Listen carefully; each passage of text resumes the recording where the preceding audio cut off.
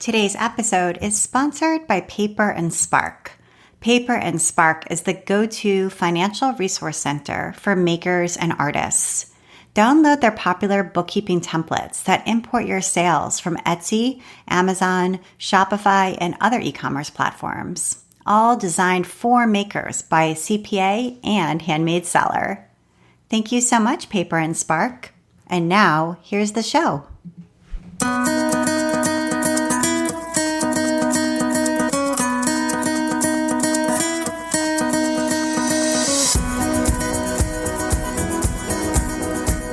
Welcome to episode 199 of the Craft Industry Alliance podcast. I'm Abby Glassenberg. Craft Industry Alliance is a community for craft professionals where you can strengthen your creative business, stay up to date on industry news, and build connections within our supportive trade association. Check it out at craftindustryalliance.org. Today on the show, we're talking about building a values-based business with my guests, Meg and Patrick McElwee. Meg started sewing after finishing an undergraduate degree in philosophy and a graduate degree in education. While living and teaching in rural Mexico for 3 years, she studied pattern drafting and made her own clothes, first out of necessity and then because of the sense of empowerment and joy it brought to her life. The meditative act of stitching continues to bring her a deep sense of well-being. Her passion for slow fashion has expanded over the years to include Sew Liberated's pattern line, 2 books, a sewing course with Craftsy, and her own online course, The Mindful Wardrobe Project. She enjoys supporting the slow stitching community through her blog and her popular Instagram account, as well as live classes from time to time. Meg, welcome. Thank you so much for having me, Abby. And Patrick has been Meg's best friend and partner since they met in French class at age 19. A historian, computer programmer, and breakdancer, Patrick manages the technical and business side of Sew Liberated and is often the one behind the camera. Meg and Patrick have 3 kids, 3 cats, a dog, and the incredible luck to be able to work creatively together every day. Patrick, let's welcome you. Thank you so much. I've learned so much from this podcast, so I'm really thrilled to be on here. Oh, good. That's great to hear. And Meg, I discovered something that I didn't know about you when I was doing my research for this episode, which is that, like me, you also did Teach for America. I did, yes. I was teaching 5th grade in the Bronx. So I don't know about you, but those were some of the, I would describe them as most challenging years of my life. I don't know how you felt about that time. Same here. Yes, same here. Actually, that kind of spun me off in the direction of Montessori education, and I eventually pursued that route. But it was a very just a very eye-opening and engaging experience for sure. Yeah, and intense. It's very intense. Where were you, Abby? I was in the Mississippi Delta. Okay. So completely opposite of the Bronx, but still a very eye-opening and very intense 2 years. And so it sounds like after that, and you two met, as we said in the intro, when you were 19. So, or is that right? You both met at 19? That's right. That's right. Okay, so where was this French class? In high school? we were in college, Abby. We were both in an intensive French class. So I met 5 days a week, and we both were planning to go and do some backpacking around France and around Europe. And so we ended up doing that the very next year and doing it together. Okay. Got it. All right. So you've been together for a long time, and so after New York, you spent some time in DC. Mm-hmm. Yes, and that was kind of following Patrick's career path there. He was working on immigration issues on the Hill, and had a very busy life there.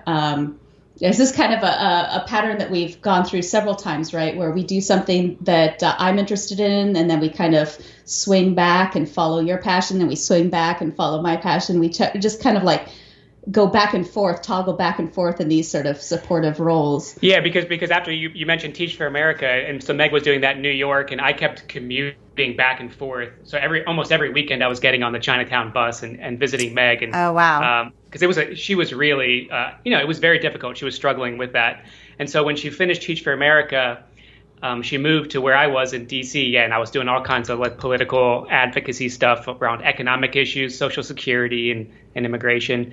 But then Meg was doing her graduate training in Montessori, and she really had a very strong idea of that she wanted to move to Mexico. And she found a little one-room Montessori school in Mexico, and we totally left everything we were doing in D.C. And went down there.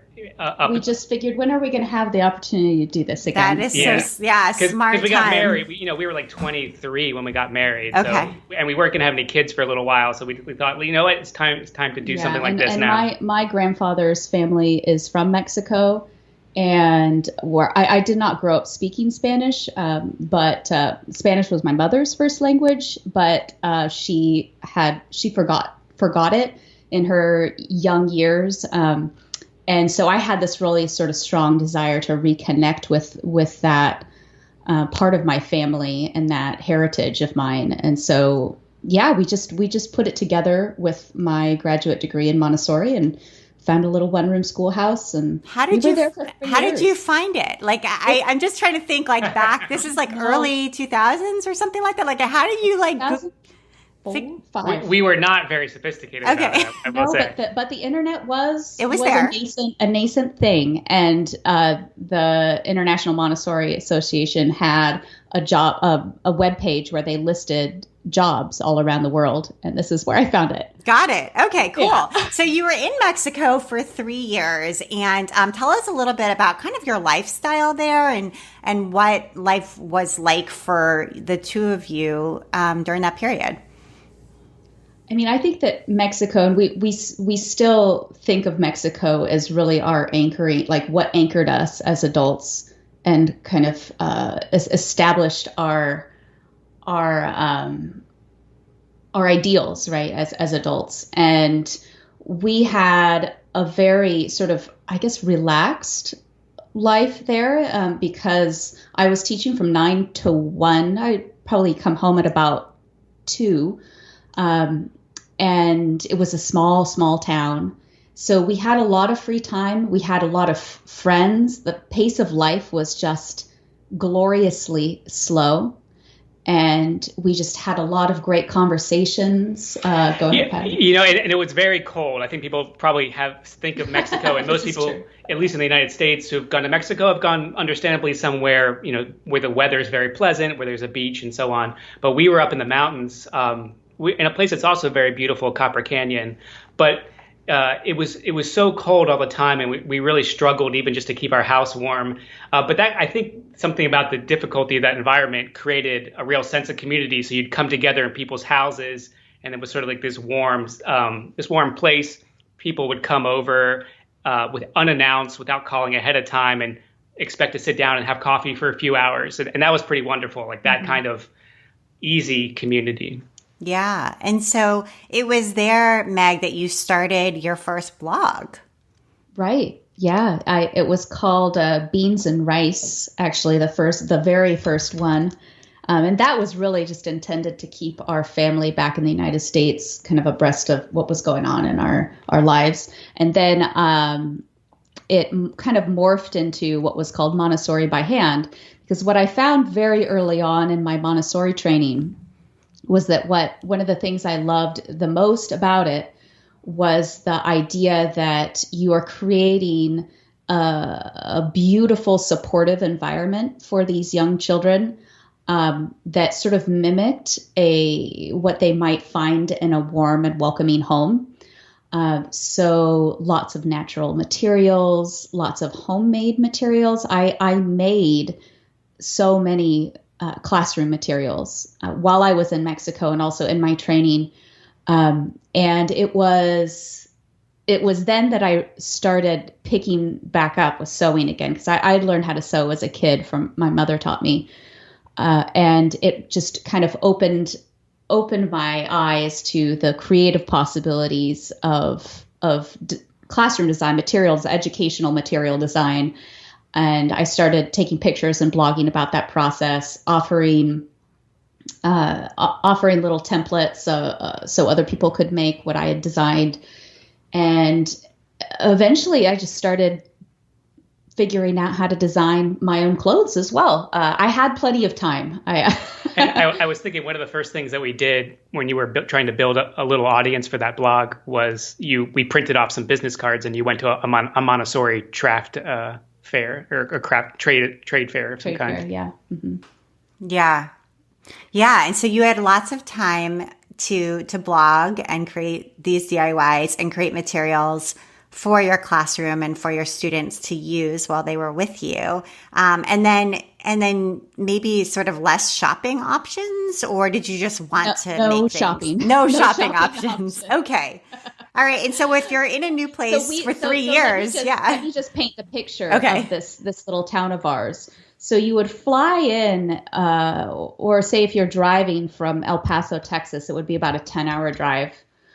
You would fly in to the city of Chihuahua, and the city is not a very big city, but it's this kind of Wild West feeling city, and a lot of cowboy boots and cowboy hats, and then you would drive along these mountain roads, and it's really alpine desert.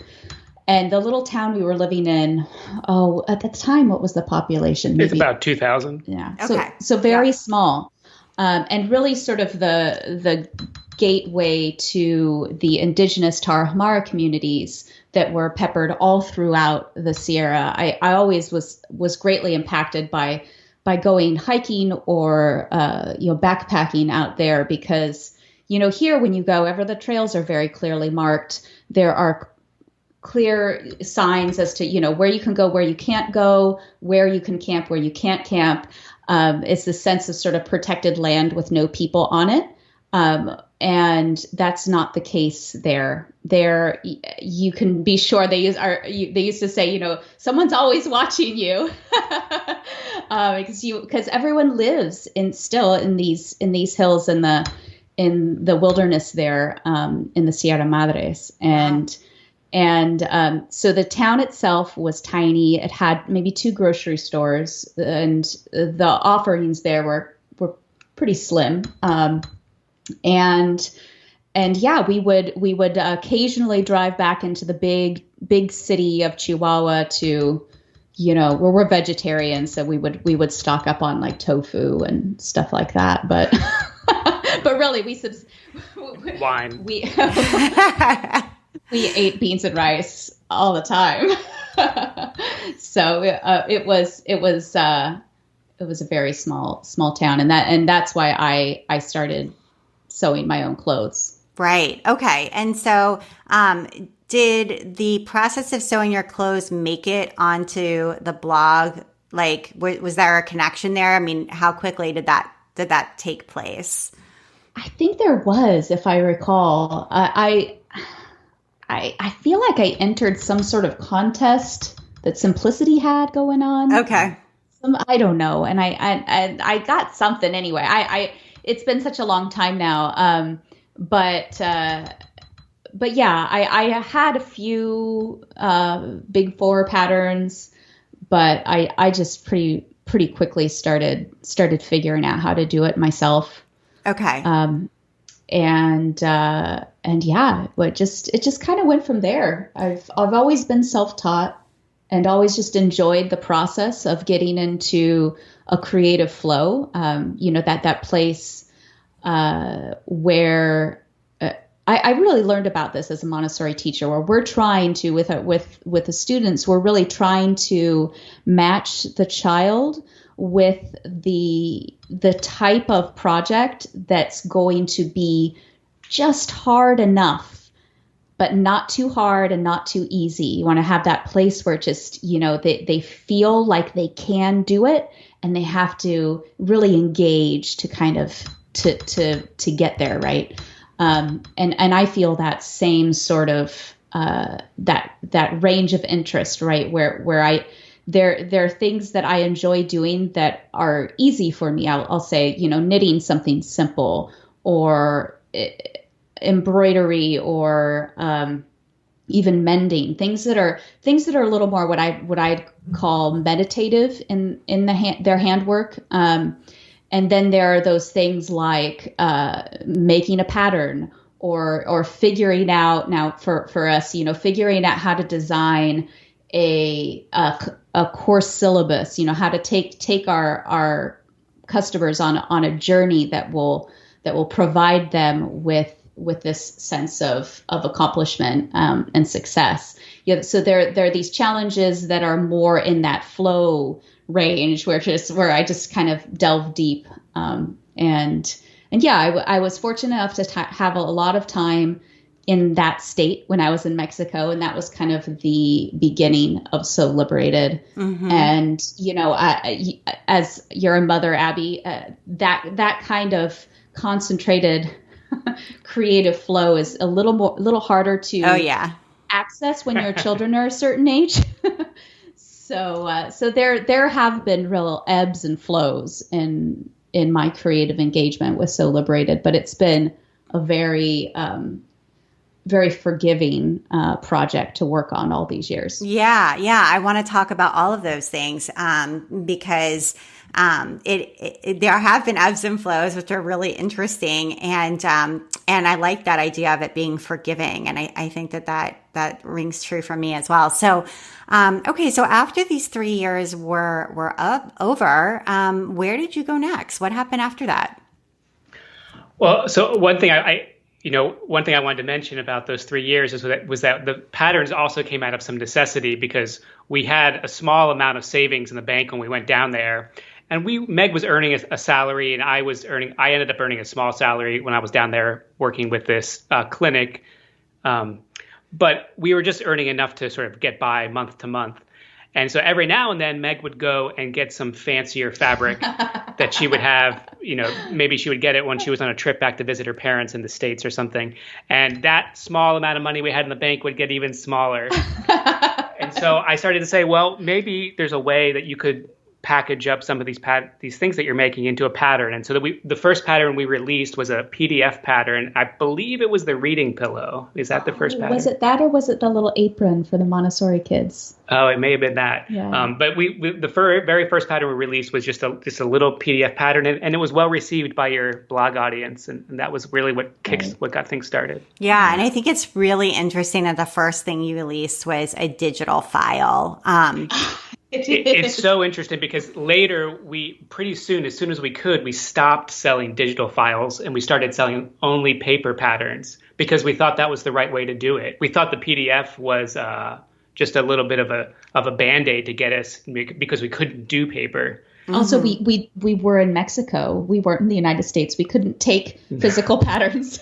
Well, we started selling them. Your dad used to go down to the post office and put stamps on the envelopes as he was shipping them out to all your customers. Okay. So he helped make it happen. Yeah, totally. Okay. All right. So the pattern business, the sort of genesis of it really was in Mexico, as was the blog audience building. So I think it's really interesting to think about how that time period kind of grounded everything that came next. So did you move back to the U.S.? Did you move to North Carolina where you are now? Yeah, so here's where it's one of these transition points where I applied for grad school. I got into Duke in a PhD program in history, and that's what drove our move here in North Carolina.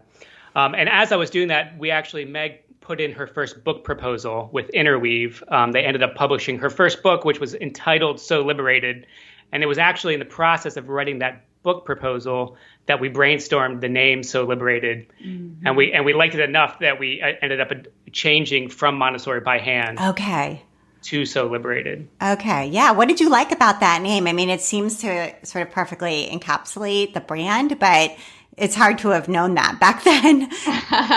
Well, we kind of chuckle right now because about every third sewing business has SEW. It does, and the play on SO in the name, and it's just very cute. In my family, we're always like, we should start a blog called So Annoying. In our defense, we didn't realize it at the time. And I'm sure that's nobody else realizes that either. Yeah, totally. But I'll let Patrick speak to this because the liberated part of it is actually speaks to more of our more radical political. Well, you know, I always had a vision that we might make some kind of a shirt or something, or some kind of a graphic that would have the chains of all the logos of sort of the big box stores, you know, the fast fashion stores, and somebody breaking free. Oh, okay. That was one of the images that I think was in our heads when we first came up with the word liberated. You know, right. Just the idea that you feel liberated in the act of making. In the right. act of making itself is so connected to human liberation. I want to take a minute now to talk about our sponsor, Paper and Spark. Paper and Spark bookkeeping templates are more than just a spreadsheet. You're really getting a set of resources and support to help you understand your business finances with confidence and clarity. Every Paper and Spark spreadsheet comes with step-by-step videos and written instructions, so you can not just see how to use the spreadsheet, but also you can really understand what the numbers mean. Every purchase is a one-time fee, so no subscriptions here. And that includes lifetime access to any updates to the spreadsheet, access to the private Paper and Spark support group, which is called the Accounting Accountability Club. I love that. Live monthly office hours and bookkeeping checklists delivered straight to your inbox on the first of each month. All Paper and Spark products are designed by a CPA who is also a handmade seller experienced in e-commerce. So Janet, who is the founder of Paper and Spark, she totally gets it. Her spreadsheets allow you to quickly import your sales, transactions, and fees with one easy copy and paste each month from Etsy, from eBay, Amazon, Shopify, Square, Squarespace, and PayPal. You can keep track of whether your shop is making a profit each month. You can log your business expenses so you're ready for tax time. You can nail your cost of goods and set profitable price points for every single product you make, and figure out your inventory numbers for year end, all with Paper and Spark. That is so powerful. And great news, we have a coupon code to share just with listeners of the Craft Industry Alliance podcast. And that code is CIAPOD10. That's the number 10, 10. And if you use that code, you will save 10% off of your entire purchase from Paper and Spark. That is a super good deal. So that code again is CIAPOD10, and you can use it for 10% off your entire purchase. So go check out Paper and Spark and get a handle on your bookkeeping and your finances once and for all. Thank you so much, Paper and Spark. And now back to my conversation with Meg and Patrick.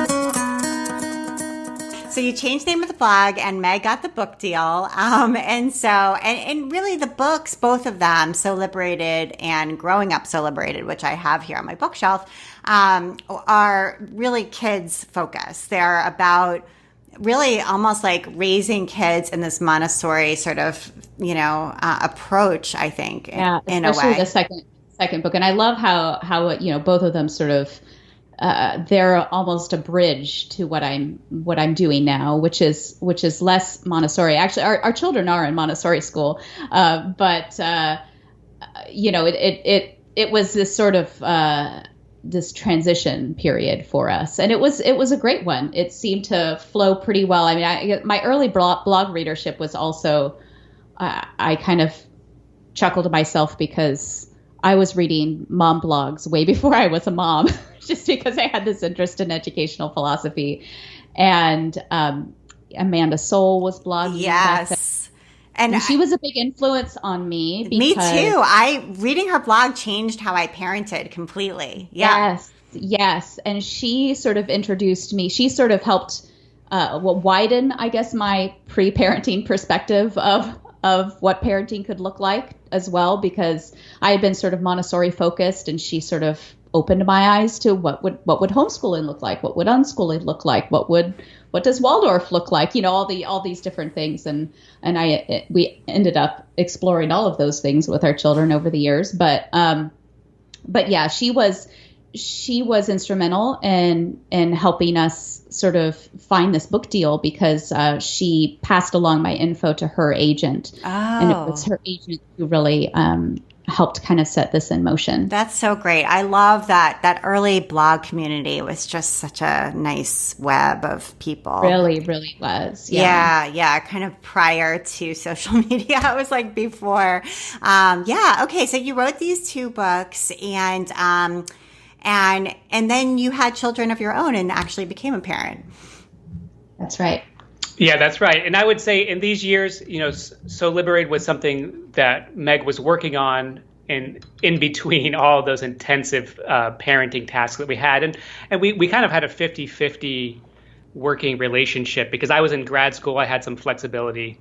And so, I would say maybe Meg was spending about 50% time on So Liberated, but it was kind of ticking along in the background. We weren't trying to push it or grow. It was just kind of there for a lot of years, really, or for those 4 years, really. The 4 years I was in grad school. Mm-hmm. Okay, yeah, and so you have 2 sons, you actually have 3 children. Are they all boys? No, we have 2 sons and a daughter. And a daughter. Okay, all right, great. And then your middle son had some serious health issues early on. Yes. Yeah, that's right. So at about 20 weeks into the pregnancy with our second son, he was diagnosed with hypoplastic left heart syndrome, which basically means that almost half of the heart didn't grow when he was a fetus. That's the left ventricle. And so he went through a series of heart surgeries, one when he was 2 days old, one at 6 months, and one at 3 years. And it was very difficult during that period of time, but he has thrived.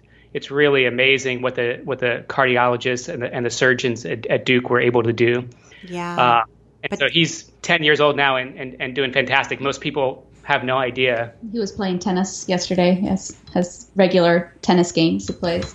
But we still live in a bit of it's just a question mark as far as, when is he going to need his next intervention? He doesn't have a regular circulatory system. It's pretty awesome what he has, but he certainly has been dependent on surgical technology and he will be again at some point.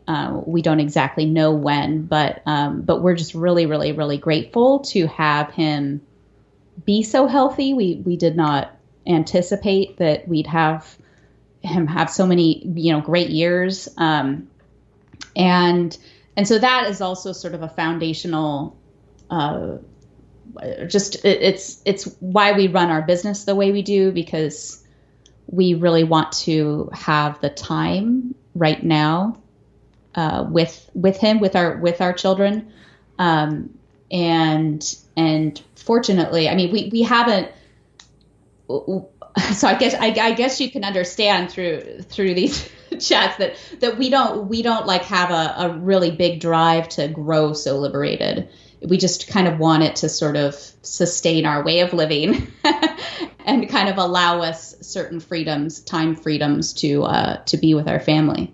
And there was a period there in around 2015 when things were really, I don't know if the word bleak is right to say, but like So Liberated, I actually remember, and I can't put my finger exactly on where I was, but I feel like you had an employee who was like managing So Liberated. Yes. And I feel like I met her somewhere. And I was like, oh, is this business changing hands? Like, what's happening here? Yeah. So that was Danica. And Danica really got us through those years because Danica came on board probably a little bit before we got the diagnosis with Lachlan. And she was a recent graduate from school here in Raleigh where she'd studied fashion. And really, I'd say when we got the diagnosis, at that point, we were trying to make So Liberated be the thing that was going to liberate me from grad school, because it was increasingly apparent that job market for history PhDs wasn't all that great. Right. It wasn't conducive to stay because we knew we needed to stay close to Duke. Right. So we weren't ready to embrace the kind of mobility it would have required to try to get a tenure track job somewhere. Sure. And so we were trying to get out. So we were trying to make So Liberated a thing.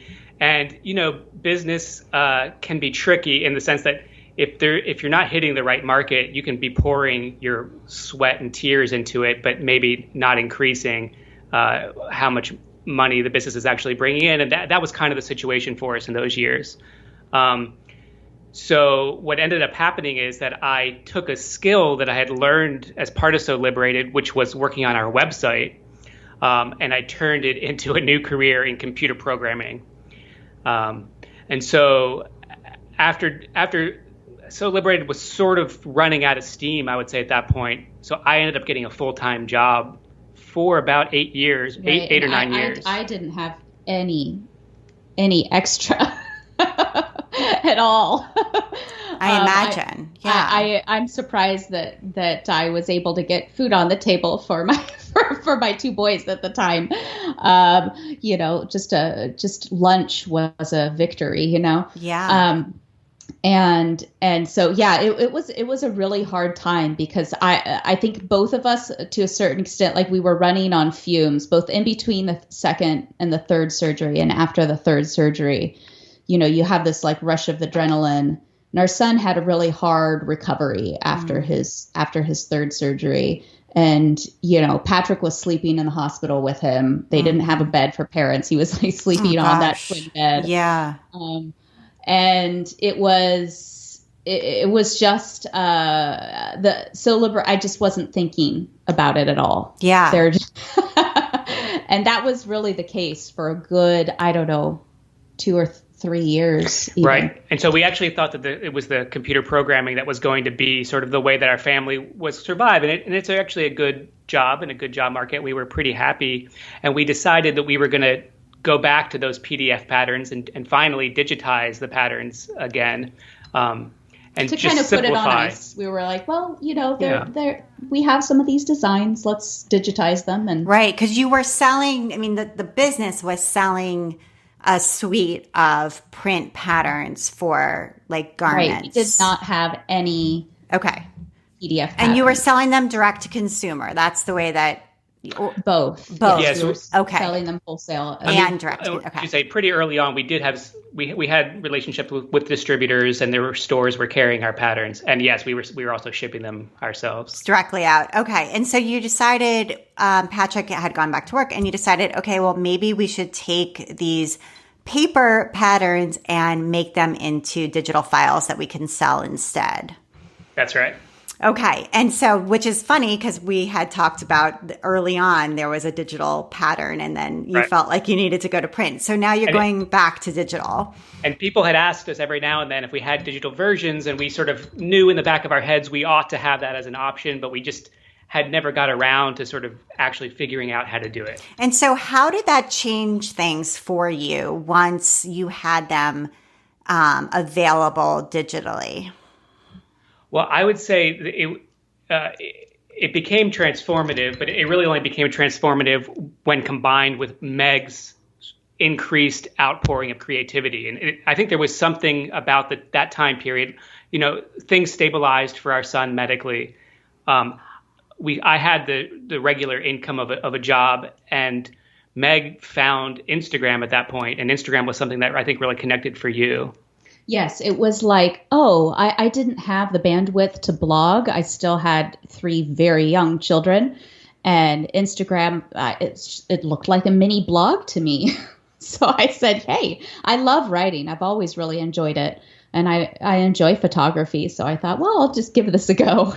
So, but it was more than that. It was that I started to make clothes for my children.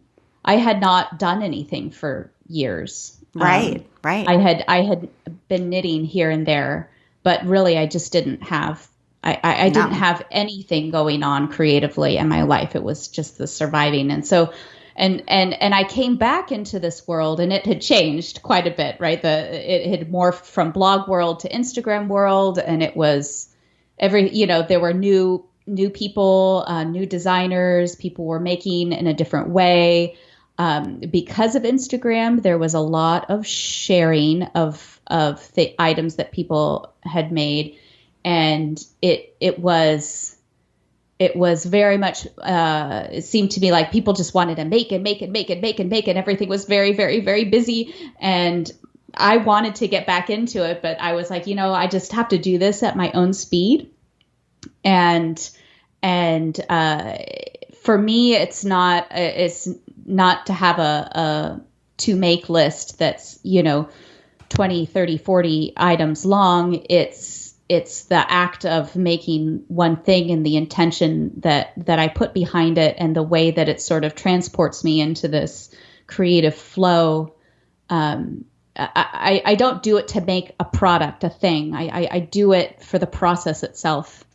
And that's really where I found this connection, and I started writing about it. And I mean, now they're all over Instagram. You can find, sewing is self-care, mindful making, that kind of thing. But it really wasn't around when I started to talk about it. And I just kind of poured my thoughts into that, this idea of meditative creative work, and kind of, I found my philosophical home there, and my creative home as well. And that's kind of how it started. I did not really intend for it to grow, because like I said, I was homeschooling our kids at that point, and this was my creative side project. So, but rather than just a long tail, those digital patterns, the sales actually started to grow. And Meg, you actually started to release new sewing patterns for the hinterland dress and the metamorphic dress, and all the rest. Okay, right. And then the print patterns still existed, but they were just for distributors and just for the shops. Yeah. So one of the logistical issues we ran into was that we moved to a very small house downtown, and we had no place to warehouse these printed patterns. So we were talking to my friend Ray, of Made by Ray, about how she handles, the printed aspect of it. We were able to make a few little shifts, and ultimately Palmer Printing took up the task of printing and assembling and warehousing and shipping our printed patterns to our wholesale customers and distributors. Right. And that was a big logistical weight off of our shoulders, because you can imagine having this business, and if you have 2 spare hours between the little kids, it's kind of a downer to have to just go and ship things. Well, I think I watched the entire series of The Wire. If anyone remembers The Wire, if you're old enough, packing patterns, because I would just be packing patterns for hours and hours, and we got rid of that logistics, where we were no longer handling it. Right. And it's great that Palmer really offers that whole suite. So they'll print the patterns, they'll fold them, put them in the bags, and then warehouse them. And then when an order comes in, they'll pick it and pack it for you and send it out. You're paying them for the service, but I feel like for a certain kind of business at a certain kind of scale, it really is worth it. Yeah. Yeah, it is. It really is. Mm-hmm. And especially if you're like us and we had some serious space and time constraints. So. Right. Yeah. Yeah. I was going to say that when it comes to Instagram and coming back to the sewing world after this break that you had when you had been focused on family, I think there's some people who would, take a look around and be like, oh gosh, everything's changed. Everything, as you said, is moving really fast in these little snippets. And I don't want to get back in. I don't, you know what I mean? Mm-hmm. It's not what I'm familiar with. And so it would be scare people away. But it sounds like you were able to take a look and then figure out a way back in on your own terms. Yeah. And I guess that maybe that's a skill that Patrick and I both sort of have honed over the years. We kind of get a bit of a kick of jumping into an unknown and figuring it out. from Mexico to, to our other, little life experiences. But yes, I have a different feling about Instagram right now, which I could go into if you want. But. Yeah, no, I'd love to hear how it's changed for you, because as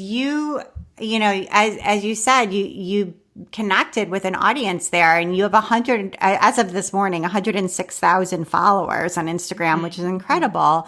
But the app has changed a lot, and I think it's going to continue to change this year, it sounds like. And I think all of our relationships with it has changed too. So yeah, tell us a little bit about the way you were approaching it then versus now. Right. So back then it was still chronological. So I was following my fiber friends, I call them, and I would see them, when they posted, and I thought it was great. I really enjoyed the use of the hashtags, both as a pattern designer and as someone who enjoys making other people's designs as well. I just love that the hashtag allows people to see a design on all different kinds of bodies. I think that is such an asset.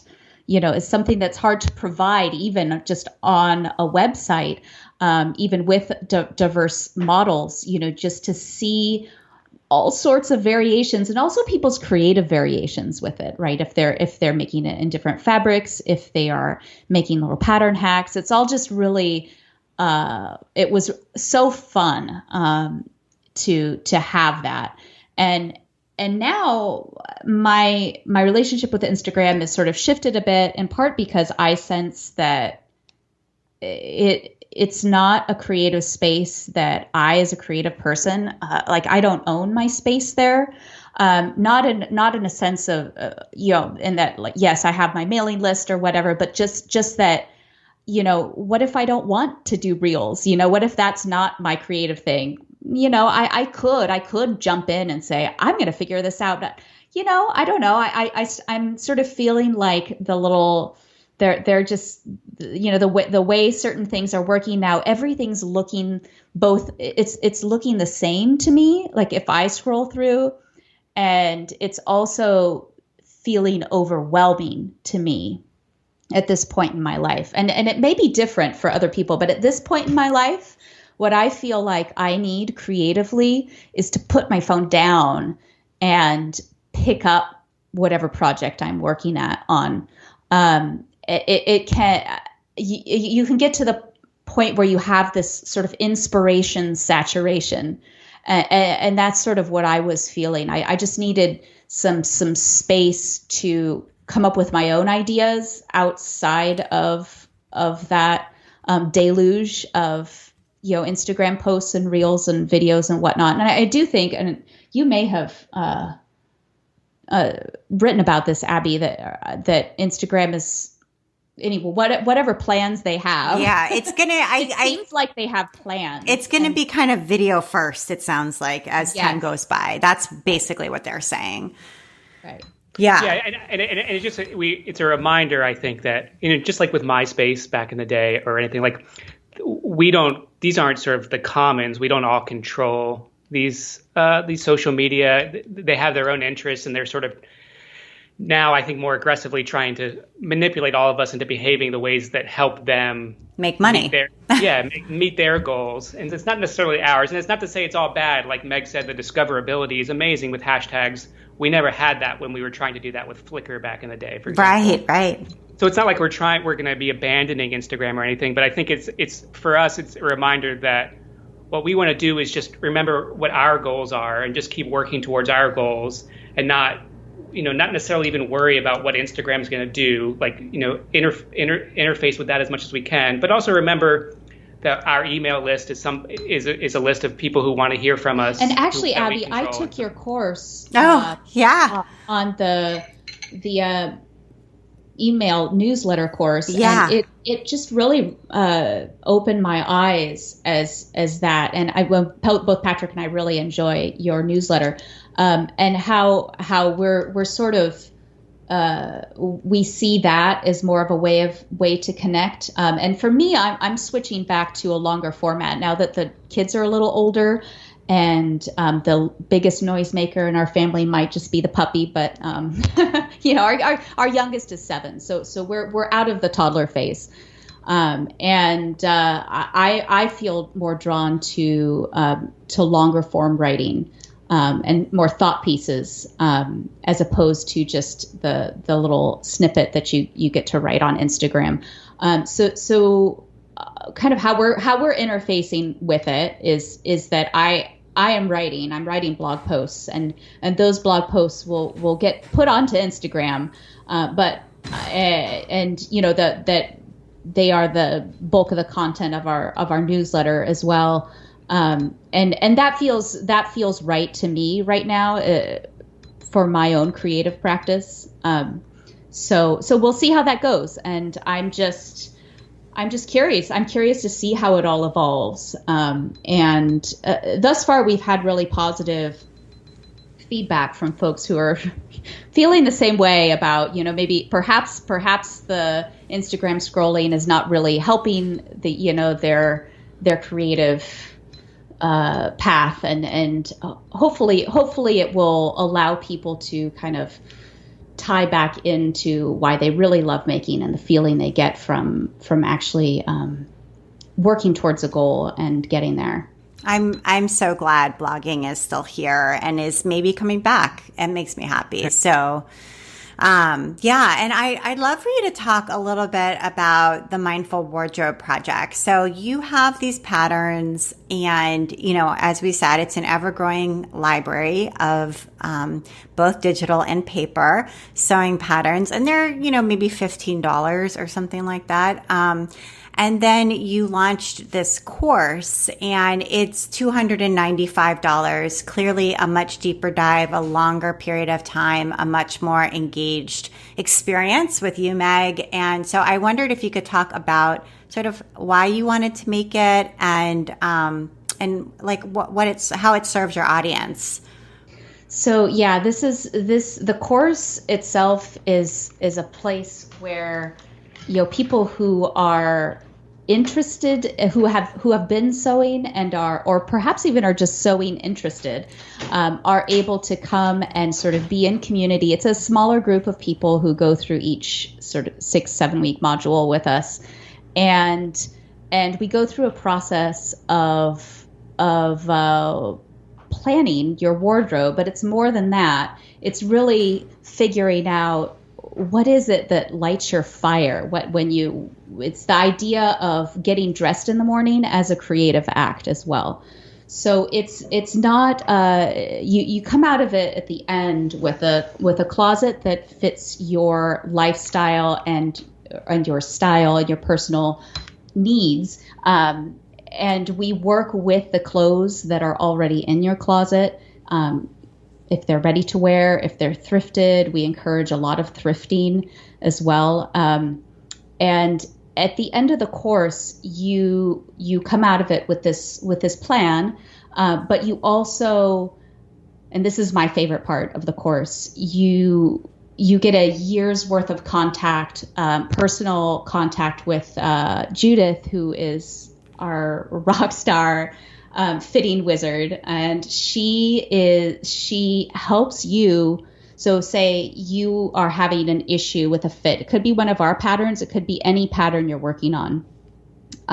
You upload photos or do a little video chat. Judith responds with a little video or a little tutorial, and she helps you figure out what to do to get what kind of adjustments you need to make. She teaches you how to make those adjustments. So it takes sewing kind of out of the realm of, I'm just going to pick this style because I like it, and then you make it, and what if it doesn't fit quite right? Well, then things that don't fit quite right, you are not going to love. And my thing is that clothes that you love, they last. And if we're looking at it from an ecological, you know, perspective, the really important thing is to have clothes in your closet that just light you up, and that you're not pulling on, you know, you don't feel uncomfortable in them, right? They just fit you like a glove. And so so we help you through the fitting community, the Mindful Wardrobe Project, to answer your most pressing fitting issues and to kind of move you forward on that path of liberation, of being able to look at a pattern and say, you know what, I'm going to need to make a forward shoulder adjustment. I'm going to look back in my notes at what Judah showed me, and I can do that, right? Or a full bust adjustment, or a round belly adjustment. All these different, whatever your needs are. We can help you sort of get over that. What I think is the biggest roadblock, what can be the biggest creative roadblock for people when sewing garments, is how to get them to fit well. And I loved the video that you used to kind of launch it and share the idea behind it. And I don't know, was that professionally shot, or how did you create this video? Because it's so lovely. Oh, well, thank you so much. So there's a local videographer called Big Dog Little Bed who we used for that video. And also we have sort of a So Liberated video that you'd see if you were on our homepage. And they do really lovely stuff. And basically, I think one of the strengths of that video is the script. So we spent a lot of time, thinking about our messages and writing and rewriting and editing. And the one great thing about our relationship is that Meg and I have a really strong relationship, and we can sort of edit each other pretty strongly, I think. And so, we got to a script that we thought really encapsulated what the course was about. And Meg just kind of read that in the camera, and Big Dog Little Bed came out and really added some fantastic B-roll. And also we had some wonderful people, giving their testimonials about it and that kind of thing. Right. And you are learning a lot more about videography now, one of Patrick's little creative side projects. Yeah, it's when we got started back in 2006, 2007, I would say being really good at photography was a lot, and that really made you shine out on the blog. And yeah. One thing that we really, realized, like the folks behind Instagram, is that video has taken over the internet. And so we want to be getting better at video ourselves. And we're trying to get to the point where it's easy for us to hit record and come out with a product that looks like something we feel, good putting out into the world. That's kind of our current project, right? Video can be a huge learning curve. And like I said, I don't really resonate with the real quick sort of reels and that kind of feel, but I do resonate more with the storytelling, the slightly longer format on YouTube. I do think it's a compelling way to connect, and so we're exploring that as a business, as people. Yeah, that's great. And the course is hosted. Is it hosted on one of the Kajabi or Teachable, one of the platforms? Yeah, that's right. So we ended up going with Kajabi for that. Okay. And so we use it for the course, and we also use the communities are hosted on Kajabi as well. Okay, rather than being like a Facebook group or something like that. Yeah. Okay. Exactly. Right. We didn't really want to go with a Facebook group way. I mean, I think that works for a lot of people, but I mean, I know I'm personally am not on Facebook, and I know a lot of other folks aren't as well. Though I will say, for anybody out there who's considering Kajabi and wants a community, it's the community feature of Kajabi is not very fully featured, and right at the moment we're feeling a little bit disappointed with how quickly they've moved on fleshing out their communities. Mm-hmm. So I know other people have hosted. I know Lee Metcalf was on here and was talking about. What is that? The Mighty Networks. Yes. So there are other good choices out there. We ended up with Kajabi for whatever reason a few years ago, but we might make a different decision today. Right. Totally. Okay. And so Patrick, you were able to actually be liberated from your full-time job as a software developer and join the business. And talk a little bit about the steps that you both took to make that happen, because I do think it's a dream that a lot of people have to, both work for yourselves and work together. But it is hard. I mean, if you look at this trajectory, this was a lot of years before it came to fruition. Right. It was a lot of years. Yeah, it was a lot of years. It was about 2 years ago, I quit my full-time job for sort of a Silicon Valley database company, actually. And so I was trying to do the math on that in my head, but I think it was about at least 12 years from the time we started So Liberated to where it really finally became something that sustained our family. And, I think there's a lot of luck. There's a little bit of persistence. It just finally started coming together where we were making enough sales that the revenue coming into the business grew. I grew as an artist and as a creative, as a visual person as well in those years. I think that I really sort of solidified my style, both my personal style, my writing style. It's just like I sort of grew into adulthood, right? I mean, when I started all this, I was in my early 20s, and as folks should, your 20s are a decade of just immense personal growth and being exposed to all sorts of ways of being creative, ways of life, and we just and I think that I just sort of found a creative home and a creative voice in the wake of my son's medical issues, and I think that was clear in my writing and in my photography and what I was creating for Instagram. So I really credit that And you had been gestating that Mindful Wardrobe Project course for a couple of years at least. Yeah. And we knew we were going to be ready to come out with that, and we knew to really make it happen, to get us over that last mile, that we would need more time to dedicate to it, and that was part of the calculation in me leaving. And did it help? Yeah, did it help to have that? It's much more intensive what you're doing to work with the people who sign up, but did it help to have, there's like the teaspoon, and then there's like the measuring cup, and then there's like the bucket, there's like different revenue sizes there. And did it help to have that larger bucket piece in place? Yeah, for sure. I think so. I mean, it makes sense, right? Like you say, if the only thing that we're offering is our garment patterns, they're $16. We can get a large number of people who are interested in making those, but some people want to go further, and so we do think it made sense to have a course. And I think just in general in business, we really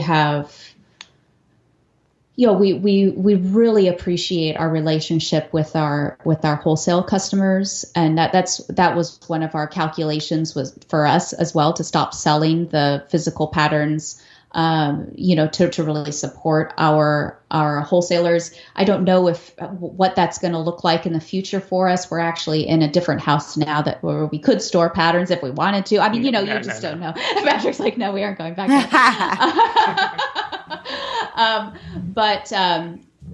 So we have the wholesale aspect of our business. We have the relationship with the distributors. We have the patterns themselves, and the courses here and there that I teach in person, and I just feel like we sort of have this wide base, right? And that's something that we've just developed over the last 14 years. Yeah. And I will say, Abby, too, to your question about pricing, we're sort of aware of general business advice like that. Like, you might want to have products at different price levels, but I will say we're not very good business people. And so most of our decisions are sort of driven by what we want to do and where we think we can be most helpful to people in the creative making community. So we're not always good at that, but we are coming out with a new course that I anticipate will be somewhere in the middle between buying a garment pattern and the Mindful Wardrobe course. But it is going to be a pretty intensive course to sort of give people the skills to do their own pattern making and do variations on sewing patterns that they might be interested in, but might want to add their own creative flair to.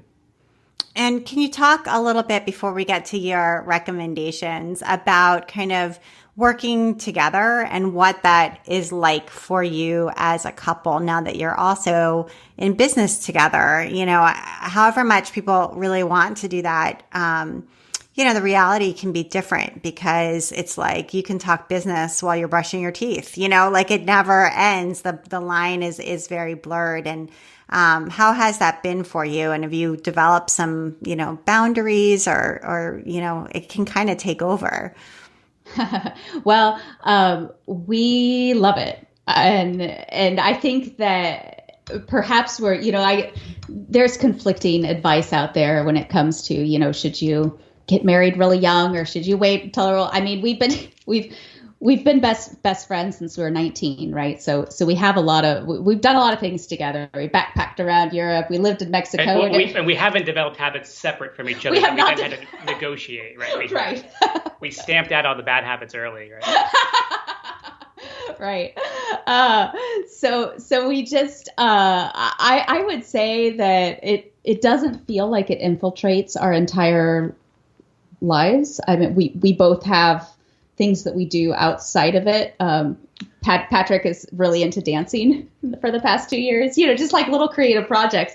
But I we have no problem going. We'll go out to lunch. We'll talk about So Liberated for, 15, 20 minutes. And we'll talk about our kids or, whatever else is going on in our lives. It's just so much a part of our lives, and it has been for such a long time, that it doesn't feel like an encroachment. It flows naturally. But I will say that, if I think back, at times when the business was stressful, when we felt like we weren't going to make ends meet, when money was running out, at the end of the month or the end of the quarter or whatever it happened to be, that was more difficult. I think when there's stress and anxiety, and a lot of people who are starting out in business are going to feel this way, or if you're trying to make a market work, but you haven't quite found your audience or found your market, that can be very stressful. And there, I think, I feel for myself in the past, and I feel for people who are going through that. But I think right now we have found a market that's working for us, that we feel comfortable in, and I think we're being pretty good about not being overly ambitious. So we're not trying to grow drastically. We do have a wonderful team of people who work with us, but it's a small team. It's my little brother, Meredith, who's come on with us full time since kind of the beginning of the year, mm-hmm. and Judith in Canada, who works for us about half-time. And for right now, that's enough for us. And it's, I think because we feel secure in having the great community to support us that we've had, that certainly helps. Yeah, it does. Yeah, absolutely. Okay, so I want to make sure we get to your recommendations. So tell us about something that you would recommend to a creative friend, and I'll call on you first, Meg. Okay, so this one's easy for me because I just had my hands on this project yesterday. I was coming back from visiting my grandmother in California, so I had a long plane ride. And I was working on a project that my mom actually gifted to me after my first child was born. So that was like 12 and a half years ago. And it was an Alabama Channon swing skirt kit. So it's hand stitching. You have these stencils that are, the stenciling is actually pre-done, and you layer 2 pieces of knit fabric, one on top of the other, and you do these running stitches around the patterns. You end up cutting out the center of each of these leaves, and it gives this very textural, dimensional fabric that you're left with. And you hand stitch the 4 panels together, and it's going to be a little skirt. Now, we found it when we moved recently. It had been hiding in one of those boxes for many, many years, but I'm just really excited to get back to it again. And I hopped on their website to see if they were still doing that sort of thing. And they do. They sell these kits where you get your fabric